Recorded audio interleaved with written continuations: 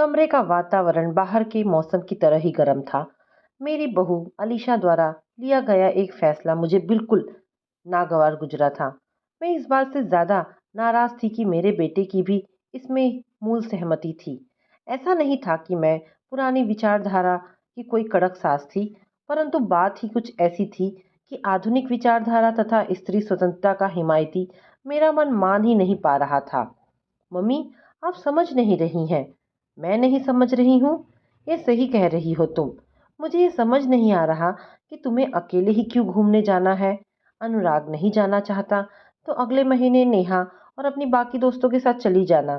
Mummy, Neha या कोई और ट्रैकिंग पर जाना पसंद नहीं करती तो तुम्हें क्यों जाना है। वैसे भी शादी के बाद ये सब ठीक नहीं है। अनजान लोगों के साथ रात रात भर अकेले रहने में भला कौन सी समझदारी है। वीना एकदम ठीक कह रही है, अशोक मेरे पति बोल पड़े थे। पापा जी, मेरी जान पहचान का ग्रुप है। ग्रुप के सदस्यों के साथ पहले भी गई हूँ मैं। बात जान पहचान की नहीं है अलीशा। मैंने क्या कभी तुम्हें किसी भी काम के लिए मना किया है, परंतु बच्चे शादी के बाद कुछ चीज़ें सही नहीं लगती। अनुराग साथ होता तो बात अलग होती। मैं तुम्हें परमिशन नहीं दूंगी। बाकी तुम खुद समझदार हो, अपने फैसले लेने के लिए स्वतंत्र हो, वयस्क हो। मम्मी, शादी का क्या अर्थ होता है। काफी देर से शांत होकर हमारी बात सुनकर मेरा बेटा अनुराग अचानक बोला, अर्थ? हाँ मम्मी, क्या यह अर्थ स्त्री और पुरुष के लिए अलग होता है। नहीं, ऐसा तो मैंने नहीं कहा। आज तक तो मुझे मेरी किसी पसंद को भूलने के लिए नहीं कहा आप लोगों ने। फिर अलीशा के साथ यह अलग व्यवहार क्यों। शादी का मतलब अपनी पसंद नापसंद को पति के अनुरूप बदलना तो नहीं होता। फिर वह मेरे घुटनों के पास आकर बैठ गया और बोला, इस रिश्ते से विलग स्त्री का एक बहुत ही महत्वपूर्ण रिश्ता स्वयं से भी है। शादी का मतलब उस रिश्ते को तो भुला देना कदापि नहीं है। पता नहीं हमारा समाज स्त्रियों से ही सदा त्याग की उम्मीद रखना कब छोड़ेगा। वे भी पुरुषों की तरह इंसान हैं, उनकी भी इच्छाएं हैं। अपने पति से इतर उनका एक अलग व्यक्तित्व भी है। बेटा, मैंने कुछ कहना चाहा, लेकिन वह बोल पड़ा, मम्मी, आपको तो पता है मुझे ऊंचाई से बहुत घबराहट होती है। लेकिन अलीशा तो कई सालों से ट्रैकिंग पर जाती है। उसका पहला प्यार ही ट्रैकिंग है। हिमालय की चोटी पर चढ़ना तो उसका सपना रहा है और आज उसका यह सपना पूरा होने जा रहा है। तो उसे यह कहकर रोक दूं कि तुम अब किसी घर की बहू हो, इसलिए तुम अपना सपना भूल जाओ। स्त्री को त्याग की देवी, परिवार की धुरी और ममता की छांव बताकर पुरुष और यह समाज अपने स्वार्थ की पूर्ति कब तक करता रहेगा। मेरे अनुसार अलीशा सही है और उसे जाना ही चाहिए। मम्मा, इस बार आप गलत हैं। बात उस दिन यहीं समाप्त हो गई थी। अलीशा के जाने में अभी 15 दिन का समय बाकी था। रात को खाने के बाद मैं लेटने जा ही रही थी कि अशोक ने बड़बड़ाना शुरू कर दिया, देख लिया अपने बेटे को। तुम्हारा बेटा जोरू का गुलाम हो गया है। तुम्हारा बुढ़ापा तो बहुत ही कष्टमय गुजरने वाला है। नाक कटा दी खानदान की। मैंने तो कभी भी अपनी माँ की बात नहीं काटी, और इसे देखो। वीना, सोचा था मेरा बेटा मेरे जैसे बनेगा, लेकिन यह तो शुरू से ही अनुराग बड़ा होकर क्या बनेगा, यह फैसला मैंने पूरी तरह अनुराग की खुद की पसंद पर छोड़ रखा था। परंतु वह कैसा पुरुष बनेगा, इसकी एक छवि मैंने अपने मन में बना रखी थी, और वह छवि कहीं भी अशोक से मेल नहीं खाती थी। अशोक के बड़बड़ाने की आवाज़ अभी भी नेपथ्य में आ रही थी, लेकिन मैं 28 साल पहले की अपनी दुनिया में पहुंच चुकी थी। संगीत मेरे शरीर में लहू की तरह बहता था। पिताजी संगीत के गुरु थे और माँ गृहिणी। हम तीन बहनों के नाम भी संगीतात्मक थे। बड़ी दीदी संगीता, दूसरी दीदी रागिनी और तीसरी मैं, वीना। परंतु संगीत से मन भले ही संतुष्ट होता हो, पेट नहीं भरता। और जब गरीब के घर में शादी करने के लायक तीन बेटियां हो तो उनका गुण भी अवगुण बन जाता है। बड़ी मुश्किल से पिताजी हम बहनों को शिक्षा दिला पाए थे। कन्यादान करने के लिए उन्हें ना जाने कहाँ कहाँ से उधार लेना पड़ा था। पूरे विश्व में शायद भारत ही एक ऐसा देश होगा जहाँ दान देने के लिए भी दाता को ग्रहिता को शुल्क अदा करना पड़ता है। स्त्री वह वस्तु नहीं, कर दिया जिसे तुमने दान देकर, दान में उसे तुमने छीन लिया उसका स्वाभिमान। शादी के 7 फेरों के साथ 7 वचन लेकर मैंने अशोक के घर में प्रवेश किया। 7 वचन तो हम दोनों ने लिए थे, परंतु निभाने की एकमात्र उम्मीद मुझसे ही की गई थी। मेरे ससुराल वालों को मेरा गाना बिल्कुल पसंद नहीं था, विशेषकर मेरी सास को। उनका मानना था कि यह काम अच्छे घर की बहू को शोभा नहीं देता। उनके आदेश की अवहेलना जब कभी भी उनके पति नहीं कर पाए, तो फिर मेरे पति क्या कर पाते। वैसे मैंने एक कमजोर ही सही, परंतु कोशिश की थी। अशोक से कहा था कि अपनी मम्मी से बात करने को। वीना, मैं एक आदर्शवादी बेटा हूँ, मुझे तुम जोरू का गुलाम नहीं बना पाओगी। मम्मी ने जो कह दिया वो पत्थर की लकीर है, चाहे वो गलत ही क्यों ना हो। मैंने कहा था, हाँ, आज के बाद इस बारे में कोई भी बात नहीं होगी। किसी भी बात में तुम मुझे हमेशा माँ के साथ ही खड़ा पाओगी। प्यार मैं तुमसे करता हूँ, पर परिवार में मैं तुम्हारी वजह से बदनाम नहीं होना चाहता। शादी के समय कन्या वामांग में आने के लिए 7 वचन मांगती है। प्रथम वचन मेरे कानों में उस समय गूंज गया था। हर निर्णय आप मुझे साथ लेकर करोगे, तभी मैं आपके वाम भाग में आना स्वीकार करूंगी। मेरी सास को शब्दों के व्यंग बाण से मुझे मारना बहुत पसंद था। मेरी बड़ी ननद शिमला भी मेरी सास का इसमें पूर्ण सहयोग करती थी। उनकी शादी लखनऊ में ही हुई थी। एक ही शहर में मायका और ससुराल होने की वजह से लगातार उनका मायके में चक्कर लगता रहता था। हालांकि मेरा भी मायका लखनऊ में ही था, लेकिन मेरी सास को मेरा मायके आना जाना ज़्यादा पसंद नहीं था। वे कहा करती थी कि बहू को अपने मायके ज़्यादा नहीं जाने देना चाहिए, मायके वाले बिगाड़ देते हैं। वैसे भी शादी हो गई है, सास ससुर की सेवा करो, माँ बाप को भूलो। लेकिन ननद के समय वे ये सब बातें भूल जाया करती थीं। तब उनका वाक्य होता था, घर में रौनक तो बेटियों से ही होती है। अपनी सास की मत सुनाकर ज़्यादा, जब दिल करे आ जाया कर। मेरी ननद शिमला भी अपनी माँ की आज्ञा का पूरा पालन करती थी। साल में 5-6 महीने यहीं गुजरते थे उनके। मेरा मायका जाना मेरी सास को पसंद नहीं था, लेकिन हर तीज त्योहार पर मेरे मायके से आने वाले तोहफों से उन्हें कोई परेशानी नहीं थी।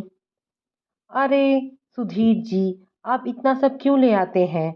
मेरे सहृदय ससुर जी कहा करते थे। सासू जी कहाँ चुप रहने वाली। अरे क्यों नहीं लाएंगे, बोल पड़ती। बेटी के घर क्या खाली हाथ आएंगे? अब हम क्या शिमला के ससुराल इतना कुछ भेजते नहीं हैं?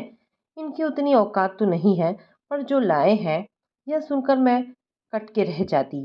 जी करता कि पिताजी के जुड़े हाथों को पकड़कर उन्हें इस घर से चले जाने को कह दूं। नहीं देखा जाता मुझसे उनका यह अपमान। मेरे दुख को मेरी छोटी ननद माया और देवर अजीत समझते थे, परंतु जब आप खुद के लिए खड़े नहीं हो सकते, तो किसी और से क्या आशा कर सकते हैं। अशोक ने तो बहुत पहले ही अपना निर्णय मुझे सुना दिया था। जब भी पिताजी मेरे ससुराल से अपमानित होकर जाते, मेरे अंदर कुछ टूट जाता और कानों में शादी के दूसरे वचन की ध्वनि सुनाई पड़ती थी। जिस प्रकार आप अपने माता पिता का आदर करते हो, उसी प्रकार मेरे माता पिता का आदर करो।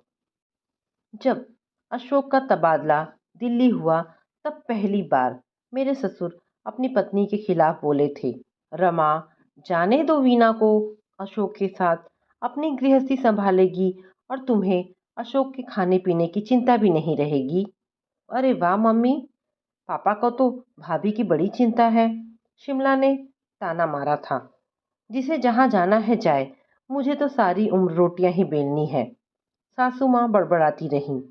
मेरे आज्ञाकारी पति कैसे पीछे रह जाते। नहीं माँ, वीना यहीं रहेगी आपके पास। मैंने वहाँ एक कुक का इंतजाम कर लिया है। वैसे भी संतोष के साथ रहूँगा तो पैसे कम खर्च होंगे। मेरा राजा बेटा यह जानता है कि इस पर अपने छोटे भाई बहनों की जिम्मेदारी है। तुम तो ऐसे कह रही हो जैसे मैं निठल्ला बैठा हूँ। घर जैसे इसकी कमाई से ही चलता है। ससुर जी ने एक कोशिश और की। चुप होंगे अब? हर शनिवार को तो घर आ ही जाएगा। सासू जी ने यह कहकर पति की बोलती बंद कर दी। अशोक दिल्ली चले गए थे। अपनी छोटी छोटी ज़रूरतों के लिए भी मैं अपनी सास पर मोहताज थी। कई बार अशोक से कहा भी कि मुझे कुछ पैसे भेज दिया करो। तुम्हें क्या ज़रूरत है पैसों की? जब कभी ज़रूरत हो तो मम्मी से मांग लिया करो। मम्मी ने कभी मना किया है क्या? उन्होंने कभी किसी चीज़ के लिए मना नहीं किया, परंतु उस चीज़ की उपयोगिता बताने के क्रम में जो कुछ भी मुझे सहना पड़ता था, वह मैं अशोक को नहीं समझा सकती थी। मैं कपड़ों की जगह सैनिटरी पैड इस्तेमाल करना चाहती थी। हिम्मत बटोरकर यह बात जब मैंने अपनी सासू माँ को बताई, उनकी प्रतिक्रिया आज भी मेरे रोंगटे खड़े कर देती है। अरे सुनते हो? माया, जीत, घर के सभी लोग नौकर तक आंगन में आ गए थे। माँ जी गलती हो गई, माफ कर दीजिए, प्लीज चुप हो जाइए। तू होती कौन है मुझे चुप कराने वाली? अरे बताओगी भी, हुआ क्या है? ससुर जी की आवाज थी। आपकी बहू को अपने शरीर की गंदगी फेंकने के लिए भी पैसे चाहिए। माँ जी प्लीज चुप हो जाइए। रो पड़ी थी मैं। तेरे बाप ने भी देखा है कभी पैड? बेटी को पैड चाहिए। सारा माजरा समझते ही मेरे ससुर और देवर अजीत सिर झुकाकर अंदर चले गए थे और मेरे बगल में खड़ी मेरी छोटी ननद माया मेरे आंसू पोंछती रह गई थी। कई घंटे तक वे लगातार मुझे अपमानित करती रही थी। इस घटना के बाद मैंने अपनी सारी अभिलाषाओं तथा ज़रूरतों को एक संदूक में बंद करके दफन कर दिया था। मेरे बेटे के जन्म ने मुझे माँ बनने का गौरव तो प्रदान किया, परंतु जब उसकी छोटी छोटी ज़रूरतों के लिए भी मुझे हाथ फैलाना पड़ता, तब मेरा दिल चित्कार कर उठता था। शादी का तीसरा वचन भी मेरे कानों के पास आकर दबी आवाज़ में चीखा करता था। आप अपनी युवावस्था से लेकर वृद्धावस्था तक कुटुंब का पालन करोगे। मेरी एक पुरानी सहेली सौम्या मुझे एक दिन मार्केट में घूमते हुए मिल गई। औपचारिकतावश मैंने उसे घर आने को कह दिया था, परंतु मैं उस समय अवाक रह गई जब संडे को वह अपने पति व बच्चों के साथ अचानक आ गई। मेरा आधुनिक कपड़े पहनना ना तो अशोक को पसंद था और ना ही उनकी माँ को। बिना बाहों का ब्लाउज पहनना भी उनके परिवार में मना था। सौम्या को तो जीन्स और स्लीवलेस टॉप में देखकर मैं समझ गई कि आज अशोक और सासू माँ दोनों की ही बातें सुननी पड़ेगी। परंतु उस दिन मैंने अशोक का अलग ही रूप देखा था। जितने वक्त सौम्या रही, अशोक मेरे कमरे में ही मौजूद रहे। दिन के समय अशोक हमारे कमरे में बहुत कम आते थे, इसलिए मेरे लिए सुखद आश्चर्य था। सौम्या की तारीफ करते नहीं थक रहे थे। और तो और अगले दिन बाहर घूमने का प्लान भी बना लिया था उन्होंने। रात में मैंने अशोक से पूछा भी था, बिना मम्मी से पूछे कल घूमने का प्लान कैसे बना लिया तुमने? उसकी टेंशन तुम छोड़ो। क्या औरत है सौम्या जी, कितना मेंटेन किया है। उनकी फिगर को देखकर कौन कहेगा कि दो बच्चों की माँ है। अमित जी भी तो कितने अच्छे हैं। क्या अच्छा लगा तुम्हें अमित जी में? नहीं, बस सौम्या से पूछकर निर्णय। जोरू का गुलाम है। और तुम्हें शर्म नहीं आती अपने पति के सामने किसी और मर्द की तारीफ करते हुए? सो जाओ चुपचाप। अगले दिन पिकनिक में बातों बातों के दौरान सौम्या ने अशोक को मेरे बारे में बताया कि मैं अपने कॉलेज की सबसे जीनियस छात्राओं में आती थी। इतना सुनना था कि अशोक जोर जोर से हंसने लगे। सौम्या जी, क्या आपके कॉलेज में सभी बेवकूफ़ थे? वीना और मेधावी कहाँ से आपको नज़र आता है? रसोई में खाने में नमक तो सही से डाल नहीं पाती, न चलने का ढंग है, न कपड़े पहनने की तमीज़। शरीर पर चर्बी देखिए कितनी चढ़ा रखी है। इतना कहकर वे अपनी बात पर खुद ही हंस पड़े थे। मेरा चेहरा शर्म और अपमान से सफ़ेद पड़ गया था। चलिए बातें बहुत हो गई, अब बैडमिंटन खेलते हैं, अमित जी ने बात बदलते हुए कहा। खेल के दौरान अशोक ने फिर एक ऐसी हरकत कर दी जिसकी उम्मीद मुझे भी नहीं थी। स्त्री के चरित्र का आकलन आज भी उसके पहने गए कपड़ों से किया जाता है। अशोक ने भी सौम्या को लेकर गलत सोच बना ली थी। खेल के दौरान अशोक ने कई बार सौम्या को छूने की कोशिश की थी। यह बात मुझसे भी छिपी नहीं रह पाई थी। इसलिए जब सौम्या अशोक को किनारे पर ले जाकर दबे परंतु कड़े शब्दों में कुछ समझा रही थी, मैं समझ गई थी कि वह क्या कह रही है। घर लौटते ही अशोक की मम्मी सौम्या की चर्चा लेकर बैठ गई। अशोक जैसे इंतजार ही कर रहे थे। अरे मम्मी, बड़ी तेज औरत है, उससे तो दूर रहना ही ठीक होगा। मैं ना कहती थी? अरे ओ वीना, तुम्हें तो खुश होना चाहिए कि तुम्हें चरित्रवान पति मिला है।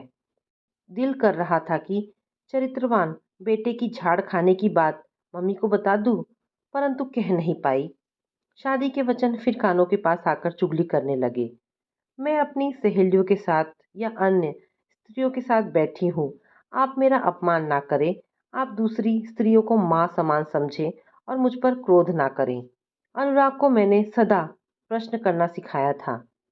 अशोक अक्सर उसके सवालों से चिढ़ जाया करते थे, परंतु मैं हमेशा उसे सवाल पूछने के लिए प्रोत्साहित करती थी। मेरे और अनुराग के प्रश्नोत्तर के खेल में ही मुझे मेरे जीवन के सबसे बड़े सवाल का जवाब मिल गया था। मम्मी, मेरा नाम अनुराग क्यों है? बेटा, अनुराग का मतलब होता है स्नेह, प्रेम। तुम हमेशा अपने जीवन में स्नेह और प्रेम फैलाते रहो। तुम तो मेरे जीवन रूपी गीत के सुर हो। माँ, आप गाती क्यों नहीं हो? वो बेटा, कभी कभी जीवन में कुछ फैसले मानने पड़ते थे। मम्मी, आप कोई भी बात ऐसे ही मान लेती हो। ऐसा होता आया है, इसलिए हम बात क्यों माने? हमें पहले यह जानना चाहिए कि जो हो रहा है वह क्यों हो रहा है। पापा और दादी मुझे हॉस्टल भेजना चाहते हैं, पर मैं नहीं चाहता। उन्हें मेरा नाम भी पसंद नहीं है। वह भी बदल देंगे शायद। मम्मी, आप दादी से बात करोगी? अशोक ने मुझे इस विषय में कुछ नहीं बताया था। शादी के वचन आज कानों में तेज चिल्ला रहे थे। आप अपने हर निर्णय में मुझे शामिल अवश्य करें। परंतु मैं फिर भी जाग नहीं पाई। बेटा, दादी जो कहती है, मैं जानता था आपसे नहीं होगा। मैं दादी से बात खुद कर लूँगा। फिर मुंह फेर कर अनुराग तो सो गया था, परंतु 14 साल से सोई अपनी माँ को जगा दिया था उसने। मेरा 12 साल का बेटा इतना बड़ा कब हो गया, मैं जान ही ना पाई। शादी के जो वचन मेरे कानों में आकर फुसफुसाते थे, आज वे पूरी तरह से आकर सामने खड़े हो गए थे। कितने पुरुष निभाते हैं ये सारे वचन? शायद एक भी नहीं। उनसे तो निभाने की उम्मीद तक नहीं की जाती। मेरे अब तक के जीवन में समझौता केवल मैंने किया है, वचन केवल मैंने निभाए हैं। अशोक को तो शायद याद भी नहीं है कि उन्होंने कोई वचन भी दिया था। वह इसलिए क्योंकि पुरुष बड़ी चतुराई से इन वचनों को भूल जाता है, परंतु स्त्री को ये वचन भूलने ही नहीं दिए जाते। अपने सास ससुर की सेवा ना करने पर क्या किसी दामाद को कभी कटघरे में खड़ा करता है यह समाज? उसकी लाख बुराइयों को भी छिपा लिया जाता है, परंतु एक बहू जब ऐसा करती है तो बिना कारण जाने उसे अनगिनत गलत संबोधनों से नवाजा जाता है। ताने उलाहने सुनकर भी जो चुप रहे, उसी स्त्री को अच्छी बहू का मेडल मिलता है। कभी कभी तो वह भी नहीं मिलता। उस दिन समझ पाई थी मैं। शादी के इन वचनों को बनाया ही इसलिए गया था ताकि स्त्रियों को पुरुषों के ऊपर निर्भर रखा जा सके। यह पूरी प्रथा ही पितृसत्तात्मक सोच के अहम को संतुष्ट करने के लिए बनाई गई थी। स्त्री को अपने सुखों के लिए किसी पर निर्भर क्यों रहना पड़ता है? पंडितों ने अपनी तथा पुरुष संप्रभुता को बनाए रखने के लिए सारे नियम कानून बनाए थे। मैं अपने बेटे को पुरुष होने का दंभ भरते हुए नहीं देख सकती थी। मैं उसे इस सोच के साथ बड़ा होता नहीं देख सकती थी कि हर स्त्री को अपनी रक्षा अथवा अपने फैसले लेने के लिए पुरुष की आवश्यकता होती है। अपने लिए तो फैसला अब मैं खुद लूंगी। अगले दिन सुबह ही मैंने अशोक को बता दिया था कि मैंने दिल्ली में रहने का फैसला लिया है। घर में तूफान आ गया था। सब कुछ बहुत कठिन था, परंतु मेरे ससुर, देवर और छोटी ननद इस बार चट्टान की तरह मेरे साथ खड़े थे। अगर वे साथ न भी होते तो भी मैं पीछे हटने वाली नहीं थी। मेरी सासू माँ ने मुझे इसके लिए कभी माफ नहीं किया था, परंतु पिछले 15 सालों से भी तो वे मुझे अकारण ही सजा दे रही थी। माया की शादी के अगले दिन ही हम दिल्ली आ गए थे। अशोक का असहयोग आंदोलन यहाँ आकर भी जारी था। माँ बेटे की जुगलबंदी मुझे परेशान करने के लिए तरीके निकालती रहती थी। मैंने कुछ दिनों बाद ही एक स्कूल में म्यूजिक की शिक्षा देनी शुरू कर दी। धीरे धीरे अशोक भी समझने लगे कि अब मेरा पीछे लौटना नामुमकिन था। समय अपनी रफ्तार से बढ़ता रहा। अनुराग फैशन डिजाइनिंग का कोर्स करने अमेरिका गया। तभी मैंने अपने म्यूजिकल स्कूल की नींव डाली थी। अनुराग ने जब अलीशा से विवाह का फैसला लिया, तब भी सारे परिवार के विरुद्ध खड़े होकर मैंने अपने बेटे के सही कदम का साथ दिया था। अलीशा एक क्रिश्चियन परिवार की लड़की थी, परंतु मेरे लिए यह बात कोई मायने नहीं रखती थी। धर्म जाति पर पता नहीं क्यों लोग इतना घमंड करते हैं। आप कहाँ पैदा होंगे इस पर आपका क्या अधिकार? इसलिए कोई उच्च और कोई नीच कैसे हो सकता है? अनुराग ने कोर्ट मैरिज करने का निर्णय लिया था। इन झूठे कर्म कांडों और व्यर्थ के आडंबरों से मेरा भरोसा भी उठ चुका था। अशोक को भी अनुराग ने अपनी दलीलों से चुप करा दिया था। शादी के बाद हमने एक छोटी सी पार्टी दे दी थी।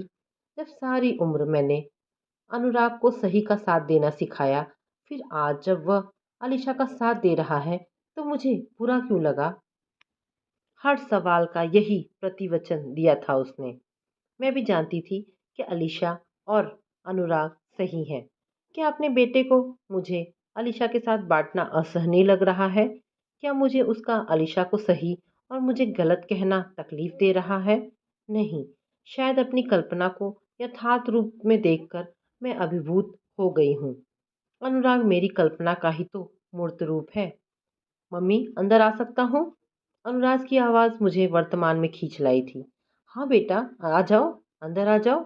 आप मुझसे नाराज़ हैं ना मम्मी? क्यों? क्या तुमने कुछ गलत किया है? नहीं, पर वो आज जो सच है वह अप्रिय हो सकता है, परंतु वो गलत नहीं हो सकता। यदि आप किसी से प्यार करते हैं तो उसके गलत को भी सही कहने के लिए बाध्य नहीं है। इसलिए मैं तुमसे नाराज़ नहीं हूँ, बल्कि आज मुझे तुम पर गर्व हो रहा है। मैं जैसे पुरुष की कल्पना किया करती थी, तुमने उसे साकार करके मेरे सामने खड़ा कर दिया है। मेरा बेटा एक ऐसा पुरुष है जो अपने पुरुष होने को मेडल की तरह नहीं पहनता। जिस प्रकार वह सिर झुकाकर अपनी माँ का आदर करता है, उसी प्रकार अपनी माँ द्वारा लिए गए गलत निर्णय का विरोध भी करता है। यह सब क्या कह रही हो तुम? वीना, क्या तुम्हें अनुराग की बात बिल्कुल बुरी नहीं लगी? अशोक, इसमें बुरा लगने जैसा क्या है? मेरा बेटा किसी भी सवाल का प्रतिवचन देने से ना स्वयं डरता है और ना अपनी साथी अपनी पत्नी को रोकता है। हाँ, सही कह रही हो। इतना कहकर अशोक चुप हो गए थे। तो इसका मतलब है मम्मी, मैं ट्रैकिंग पर जा रही हूँ। अलीशा भी मेरे कमरे में आ गई थी। ट्रैकिंग पर बाद में जाना, अभी तुम दोनों सोने जाओ, मुझे भी नींद आ रही है। मम्मी पापा, चलिए पहले आइसक्रीम पार्टी करते हैं, अनुराग ने हंसते हुए कहा। चलो सब चलते हैं। मैं फ्रिज से आइसक्रीम निकालती हूँ। अनुराग, तुम कोई अच्छी सी पिक्चर लगा लो। यह कहकर अलीशा चली गई। हम सब भी उसके पीछे कमरे से निकल ही रहे थे कि अचानक अशोक मेरी तरफ मुड़कर बोले, वैसे तुम लिख क्या रही हो? वीना, कुछ नहीं, एक समाज की कल्पना कर रही थी जी। कैसे समाज की मम्मी?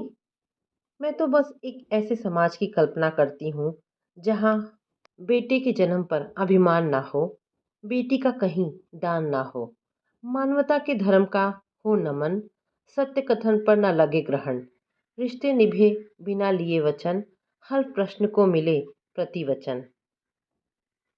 तो दोस्तों, ये छोटी सी कहानी यहाँ पर समाप्त होती है। आशा करती हूँ कहानी आपको पसंद आई होगी। अगर कहानी पसंद आई है तो प्लीज़ इसे लाइक एंड शेयर करें। धन्यवाद दोस्तों।